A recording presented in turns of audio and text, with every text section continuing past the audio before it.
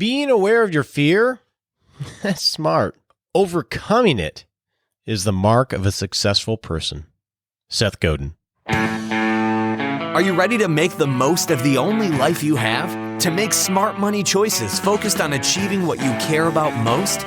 Here to help you balance living well today without sacrificing your tomorrow is the retirement answer man, Roger Whitney.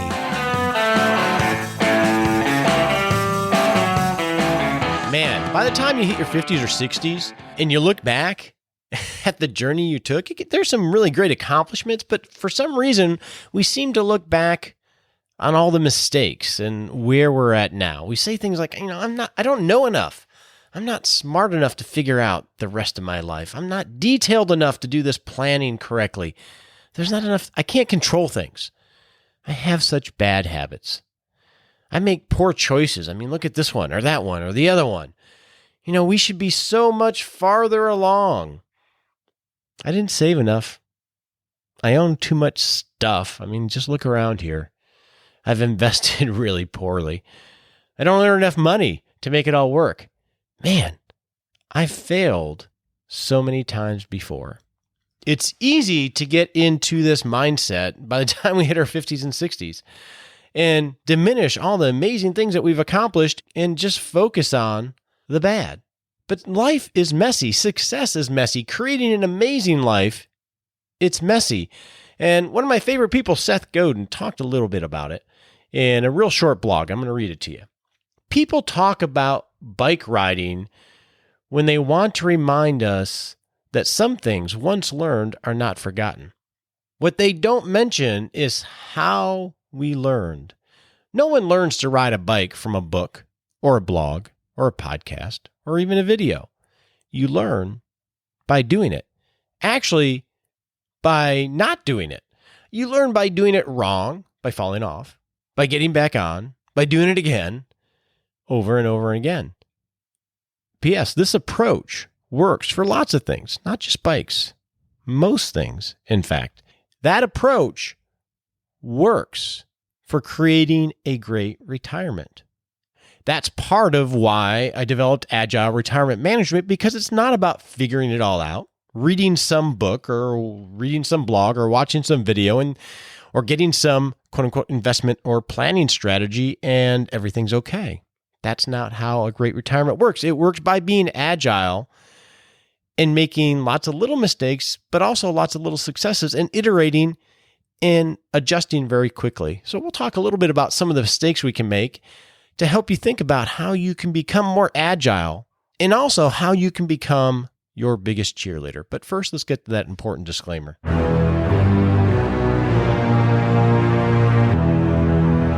right, here's the deal. I don't know you. You don't know me. Don't take advice from me on this show. Don't take advice from me unless you are a client of mine and I am serving you as a fee-only advisor and as a fiduciary. Then I'll know enough about you to give you advice. So until that time, think of this as helpful hints and education before you make any decisions. Talk to your legal advisor, your tax advisor, or your financial advisor. Talk to people that do know you, that have enough credibility to be able to speak in your life. With that, let's get on to the hot topic and talk about the road to Brokesville. Welcome to the hot topic segment where we are going to talk about the road to Brokesville. A week or so ago, I was at my father-in-law's house. I forget what we were doing. And he gave me a magazine. He likes to clip out articles for me, things that he thinks might be of interest to me, knowing what I do.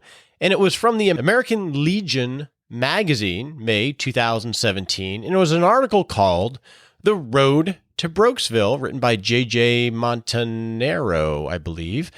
And in the article, real short article, he talked about some of the things that we do that hamper our financial success in terms of either creating wealth for our family or creating a great retirement. So I thought we'd go through these and I'll tick off the ones that I've done myself for some transparency. So realize we all walk this journey together and we muddle through.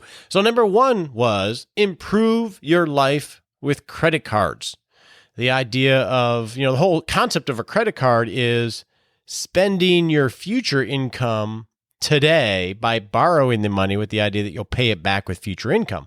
So you're taking from tomorrow to, quote unquote, improve your life today. That's a real easy thing to do. And really, the world's hardwired to get us to do that with credit cards today. And I will say, personal battle here from the time I was in college, I struggled a lot with credit cards because you can imagine a 19, 20-year-old who gets his first credit card because of the offer on campus and was never really taught the dangers of it. It's really easy to say, well, what? You give me this piece of plastic and I can go buy skis? I think that's the first thing I bought on a credit card were snow skis that I used 3 times. And then it becomes a habit that you stay into. And it took me a long time to get out of that habit. And for a long time, I never thought I would. I didn't think I was disciplined enough, but I did. I matured. So number 1 is improving your life with credit cards definitely could lead you to Brokesville if you don't do it in a disciplined way. The second way that JJ talks about that will get you to Brokesville is buying a big house. I see this all the time in wanting to buy that forever home and that nesting syndrome with all the TV shows and everything else where we buy a big house and because it's an emotional sell a lot of times as we see ourselves and we see the kind of family activities we'll be doing in that house. And that's a very emotional purchase, especially when you're starting a family or have a family. And I definitely fell down for this one. So in my early 20s, I was fairly successful early.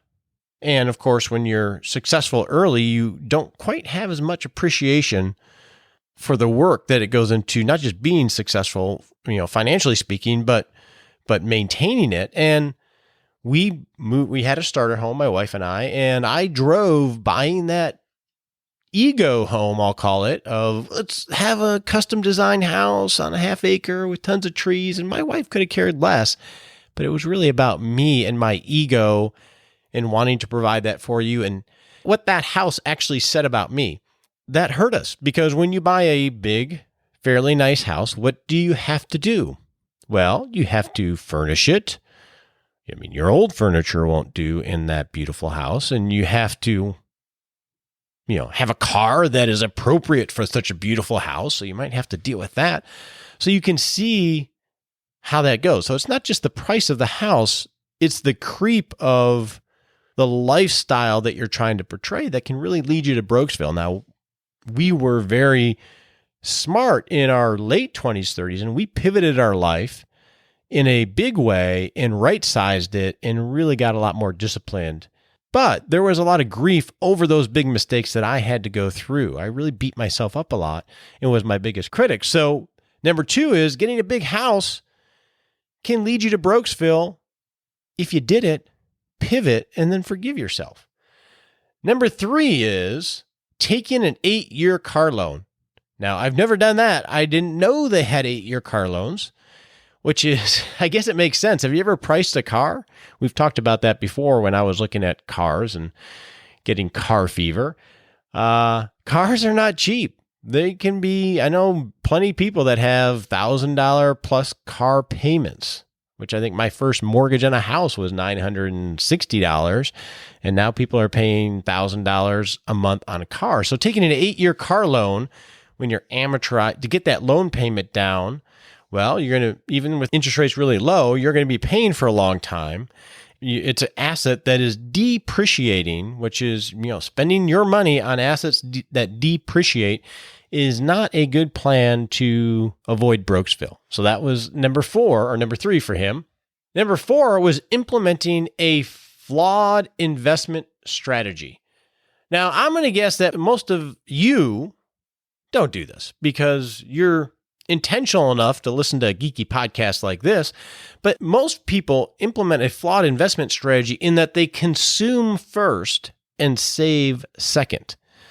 They have good intentions, but their actions never actually pan out because the consuming ends up taking all the money because Lord knows there's always something else that we need. It's a very, especially in this world where the friction of purchasing things is down to almost nothing. I mean, I could sit here and spend thousands of dollars on Amazon with using 1/8 of 1% of my brain. It's so simple to purchase things nowadays. So it's important to save first always. And what I do is, and we talked about spending plans before, I create a paycheck for myself and segregate all the savings or investing money before it even gets into my checking account. That way I always save first. Now, paying Uncle Sam too much is the fifth way that he talks about.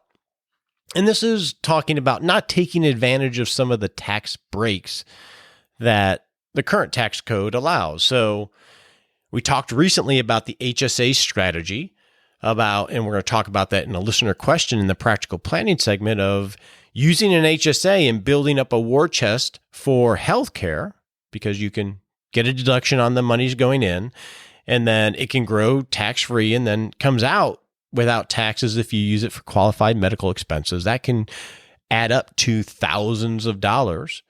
Roth IRAs, 401ks, flexible spending accounts, all these schemes that have been developed in the tax code, a lot of people don't take advantage of. That can lead you to Brokesville. Now, the sixth one is getting divorced.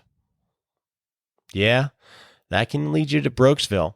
I'll even qualify that for you and me, since we're in our 50s and 60s, is getting divorced later in life can really lead to Brokesville for both spouses, because that's usually when you have the most assets and the least amount of time to recoup.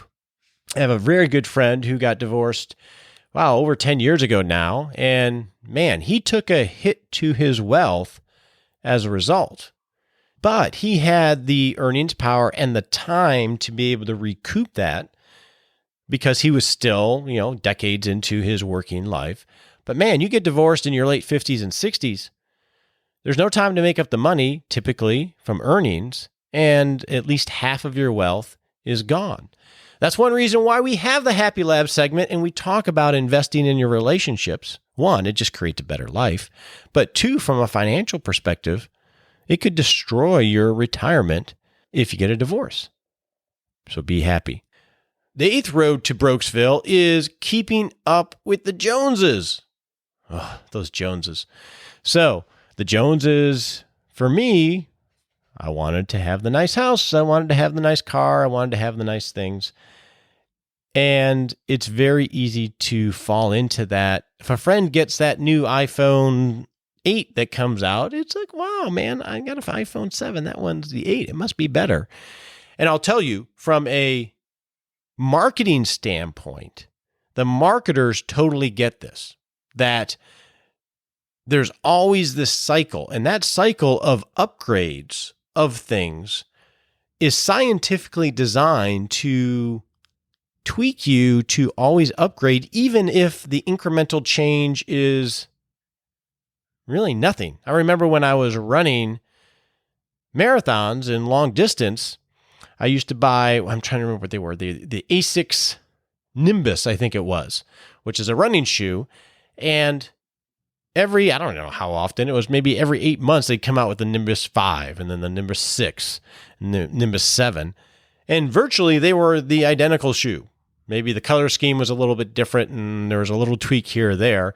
And then the last year's model would go down significantly in price, and then you'd have, the high price. And it was very easy to get caught up. Oh, new must be better.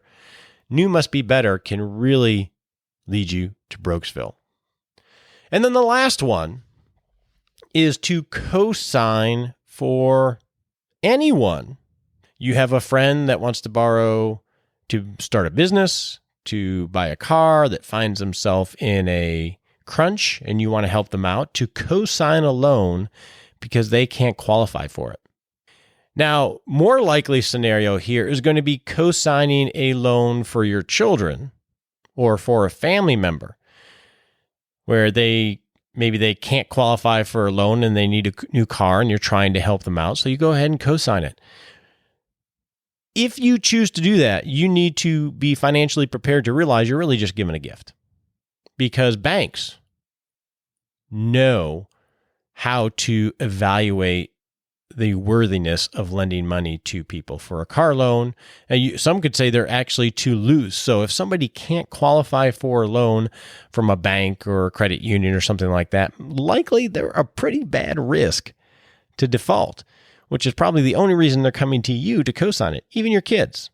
And I would argue that making them qualify for a loan or helping them figure it out without you co-signing may be a better lesson than coming in and putting your name on that note. That's a hard thing to do emotionally. I get that. I got teenage, 20-year-old kids, but that can lead you to Brokesville. So if you're going to do it, realize you're probably just buying and spending the money on it now. So those are the 8 things that JJ talked about leading us to Brokesville. And I'm going to guess many of you have done a number of those in the past. You may be doing them now. And emotionally, you may be beating yourself about the fact that you did in the past, or beating yourself up a little bit about the fact that you still do it. And it's easy to say, that's just me. That's just who I am. But it's not who you are. We all make mistakes like that. Even very, very successful people make lots of mistakes. But the thing that they do that a lot of people don't do is they recognize them and they start to build new habits. And rather than beating themselves up and living in the past, they start to become their biggest cheerleaders and say, I'm going to do it better next time. And they start to surround themselves with the wisdom and the people to help them build those new habits. So don't go down the road to Brokesville. Surround yourself with the people and the information you need to keep iterating to create a better life. Now, we're going to answer some questions in the practical planning segment on dementia and HSA and on where to put retirement funds. So let's get to that.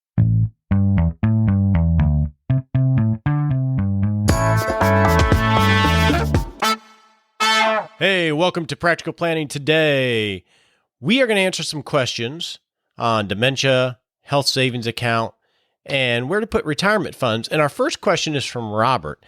So Robert says, my dad is suffering from dementia. Now, he is aware of that, but he can still log into his retirement savings account and review his balances, which are sizable. My mom, brother, and I are concerned that he will press the wrong button. How do you suggest that we handle this without hurting his feelings? I mean, this is his lifetime savings. So I asked Robert a question or two, and he said, yeah, he can trade. It's at Vanguard. So when he logs in, he could actually trade. It's not just looking at the account. And he doesn't work or have a relationship with an advisor, whether it's at Vanguard or anywhere else. He's built this all up himself. And then he goes, would it be wise to have a power of attorney and set up to my mom or my brother and I? He says he's not sure how it would work, but he imagined that his dad would have to sign something. So let's address this, Robert, because this is going to become a bigger issue. And I've had to deal with it once or twice in my practice with aging parents, obviously, but also aging spouses that might start to show some signs of dementia, right? So it's an issue that the children might have to deal with, in your case, Robert, or it might be an issue where the husband or the wife might have to deal with it with each other. And that can be pretty uncomfortable, right? In my experience, and I am by no means an expert in this, I'm a financial advisor and planner. When signs of dementia start to show up, it ends up being sort of funny, jokish stuff, right? Oh, I forgot my keys, or I don't know where that is. And it, sort of, oh, kooky old grandma, or kooky old mom, or kooky old husband or wife. And then it slowly progresses. It's not like there are these bells that ring that say, okay, we're at dementia stage 1, dementia stage 2. It's hard to know where they're at in their ability to make sound decisions when you're dealing with family money. And they can be really uncomfortable conversations, similar to someone, an elderly person losing their driver's license. I mean, that's a rite of passage that is very important to people. Losing control or the ability to control your own money, psychologically, that's a difficult conversation. So what are some very basic steps you can do prior to going big and taking away all the power? So here are some basic things that you can do to start monitoring the situation to make sure that nothing huge happens. So I would take this in a matter of degrees rather than just pulling the trigger on a huge conversation. Now, part of this is getting good people around you to help counsel you that really know the situation. So I'm just talking in general terms. What you could start doing is, one, simplify the assets and the accounts. So if there are accounts all over the place, which a lot of people have, I'm amazed at what I see, start to simplify and consolidate those accounts so they can be monitored a lot easily, so you don't have all this stuff in 10 different places. Set up a credit monitoring system so you can start to monitor the credit for your dad. And you can talk to him about cybersecurity and have these conversations. And we'll talk about how to have conversations in a little bit. But see if you can get set up credit monitoring so you can monitor whether somebody's accessing his credit or whether he's applying for credit cards or things that are going on that could hurt their financial situation. And those are types of things that you might not see very easily until it all blows up. So get credit card monitoring or credit monitoring.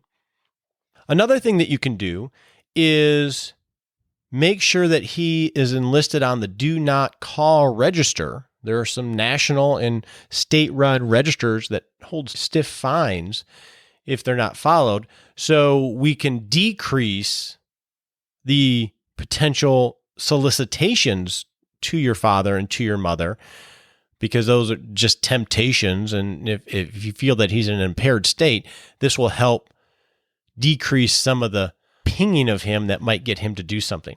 Another thing you could do is set up duplicate statements or online access for you or your brother.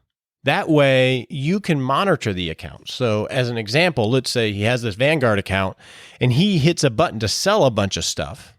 Then if you have a system of monitoring that, you may be able to catch it before some major distribution happens. So if you start to see he's liquidating things or he's doing some trading or some things that don't make sense, you'll be able to monitor that without having to be invasive in terms of the conversations with him. So that way, from a more stealthy standpoint, you can monitor to make sure that they're not making any major financial mistakes. Then obviously you can escalate from there in getting a power of attorney or actually taking away control of his assets. I would say that I would take it incrementally rather than have some huge conversation right up front.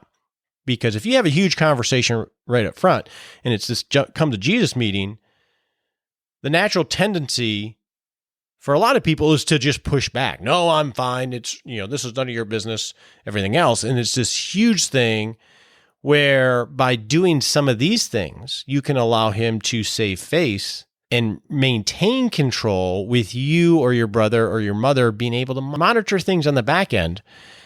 So if you identify something, then you can have a big conversation and catch it before it really gets out of hand. So that would be my suggestion on this. Now, how do you have the conversation? If it has to be a big conversation, or if it has to be a conversation about these types of things to get signatures or online access and things like that, start to sprinkle them in. So my wife knows me by now after 27 years.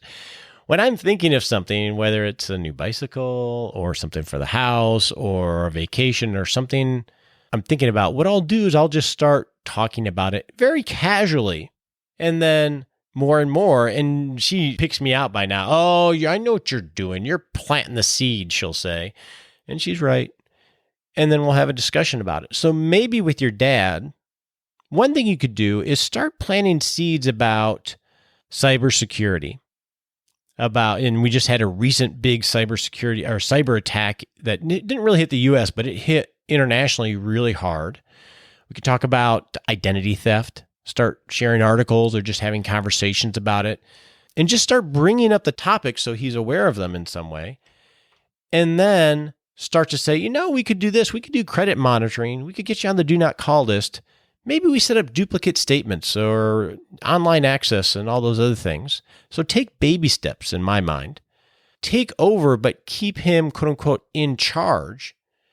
And so let's say you had to have the big conversation and you took over, or someone in your family took over the management of accounts. if it had to come to that type of conversation, another way of framing it could be, hey, Dad, yeah, I'm going to be the one in charge of the accounts, but look, I'm not going to do anything without talking to you. Everything we do, I'm going to run by you. In fact, let's set up a weekly or monthly investment committee meeting so I can get your input on things because you built all this up. You have so much wisdom that I don't have. I'm really going to need your help, and this is really going to help protect Mom because that's what this is really going to be about, and play on that. But let him feel that he's in charge by holding a weekly investment committee meeting or running every idea by him. Ultimately, you will have control of the accounts if you went the route of taking it over. But if you're going to do that, frame it so he feels like he's in charge and he's that big CEO and you just happen to be the chief operating officer that you go to him to quote unquote get approval. That will help him save face and maybe feel more comfortable with that transition. And then lastly, one thing you might want to do is let someone else have these conversations. Because if he's been, it depends on the relationship, right? If he's been in charge of everything, if the relationship is such that he's not going to listen to his wife, he's in charge, he's the financial guy, if that's the kind of relationship it is. Or some people have difficulty taking advice from their kids. I wiped your butt means I'm never going to take advice from you now that you're grown up because they still think of you as their kids. I know I have a 19 and a 21-year-old, and I have to remind myself they're almost adults. So some people have a hard time taking any input like this from children. So if that's the case, bring in a third party that is respected to build a relationship and let that person be the heavy. I know in my practice, I do that a lot. When I'm sitting in a meeting with a husband and wife and I'm talking through issues, whether it's they have an idea about doing something, one of the spouse could have said the same thing that I said, but because I'm saying it and framed differently with my framework of how we walk through things, I end up being listened to a lot more than the spouse when it comes to things like this. It's a weird dynamic when we get it heard when something's said from someone outside of all the baggage of relationships. So there's some ideas, Robert. Definitely something to research, but I think that's a good start in taking it in baby steps to ultimately getting to where you want to go so you can make sure that all that he's worked hard for is protected and that your mother is protected. So hopefully that is helpful. And if anybody else has any great ideas, go to rogerwhitney.com and you can share with me and I'll share them on the show for Robert. Now, our next question is from Matt. Matt listened to a recent show where we talked about the HSA strategy, the health savings account strategy, where you get a high deductible health insurance policy, you make the maximum contributions to the HSA, and then rather than use those to spend on normal medical bills, you invest it and allow it to accumulate as this retirement health savings account that you can use much later on. So Robert said, I struggle with this topic as my wife's employer does not offer an HSA or health savings account with her plan. So is it worth considering getting my own health insurance so I could be eligible? We are having another baby coming up, so I am going to step away from my job for a while, but I really don't know that I like the thought of being in a high deductible plan for my whole family, particularly with young kids and a pregnant wife.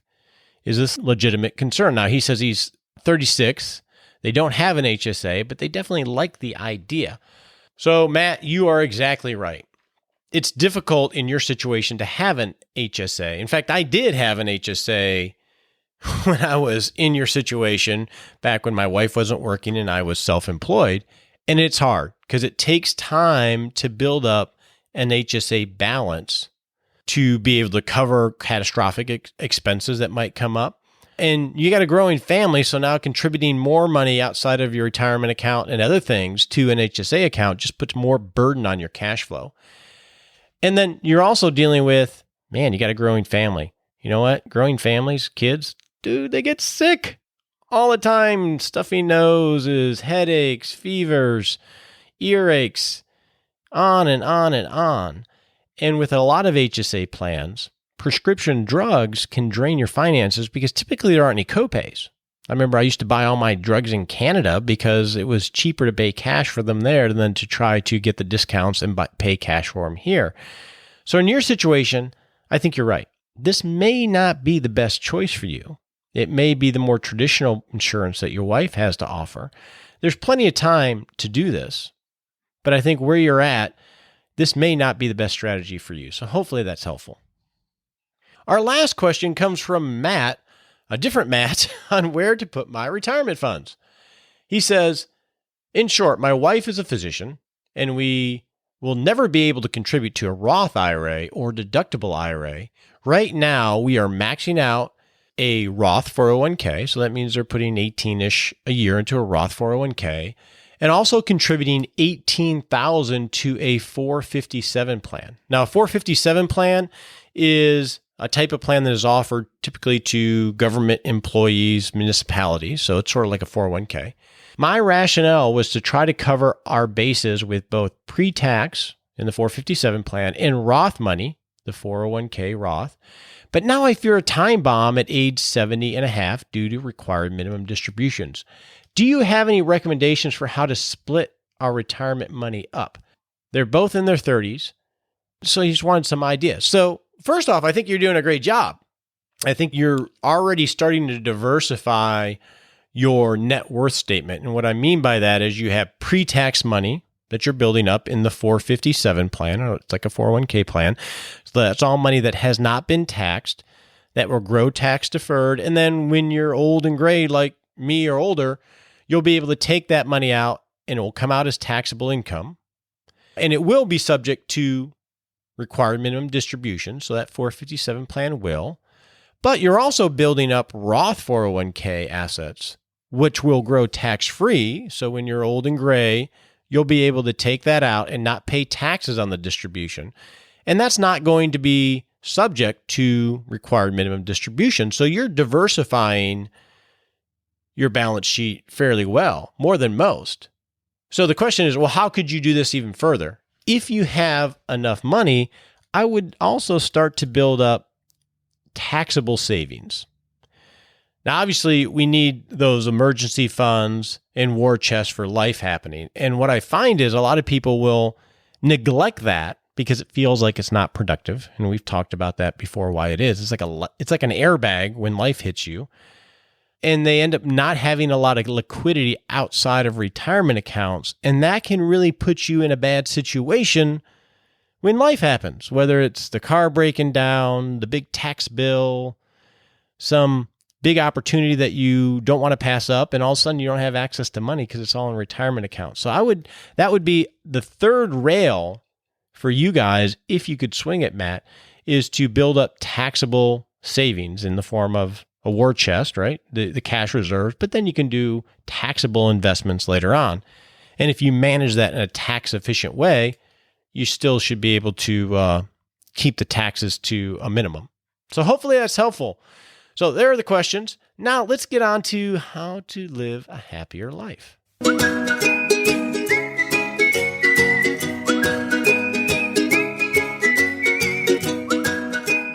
Hey, welcome to the Happy Lab, where we noodle on how to create a happier life. We have strengths and weaknesses, right? And if you're in your 50s and 60s, you probably heard that we should identify the weaknesses and get better at those. That's a great idea, but it doesn't really work that well because it's not your God-given talent, those weaknesses typically. So nowadays, they talk about identifying your strengths and getting really good there and delegating away or having somebody else cover your weaknesses, somebody whose strength is your weakness. And it's a hard thing to do, especially if you want to control things. And I've walked this journey and it sort of bite me in the butt here recently. So, example, since I had my email change in December, my email changed. And you can imagine when you change your email, how many different things need to be updated, right? Well, I thought we were pretty detailed about, or I was pretty detailed about getting all those things updated. But one of the things I didn't get updated was a little spot in my website. So when someone like you fill out a form and say, hey, Roger, I want to talk to you because I have some issues and I might need some help from you, they would fill out a little form and it would get emailed to me. But unfortunately, because I missed that detail, it got emailed to the old email. So I discovered this the other day and just felt horrible. Not horrible about really missed business opportunities. That, as a businessman, that hurts. But really, man, these people reached out because they needed some help and they basically got no reply. How rude is that? And I guess the point is, we need to have people around us that can compliment us so we can stay in what we're really good at. I am not a great webmaster, although I was trying to be, and I've since fired myself as the master of my website and hired someone who is a ninja in that, and it makes me a lot happier. So whatever is happening in your life, identify what those weaknesses are and try to focus on your strengths, because when you're working in your strengths, you're a lot happier. On your marks, get set.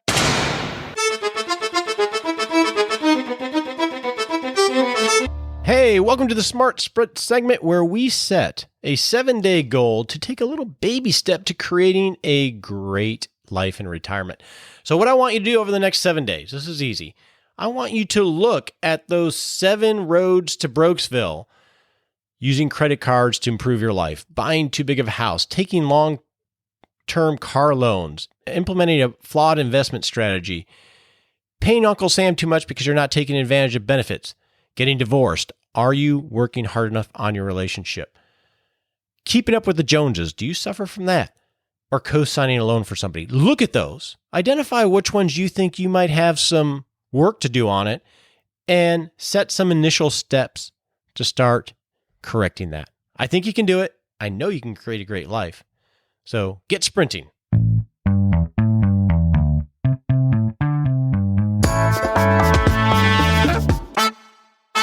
Hey, this is Roger Whitney. Thank you so much for joining me on today's show. I so appreciate you. I'm so excited about some of the episodes we have coming up. If you are looking for a financial advisor to help you create a plan and walk life with you and help you be agile so we can identify things and adjust quickly, someone that's walked that journey before, go to rogerwhitney.com, click with Roger, fill out that form, and I'm going to tell you it will get emailed to the right place and we'll set up a time to chat. Until next week, this is Roger Whitney, the Retirement Answer Man. We appreciate you joining us today for this episode of Retirement Answer Man. Be sure to visit rogerwhitney.com/answers to access the Retirement Answer Library with over 30 checklists to help you make the most of the only life you have. Remember, you have more power than you realize to create an amazing life starting today with Retirement Answer Man. The opinions voiced in this material are for general information only and are not intended to provide specific advice or recommendations for any individual. All performance referenced is historical and no guarantee of future results. All indices are unmanaged and may not be invested into directly. Have a wonderful day.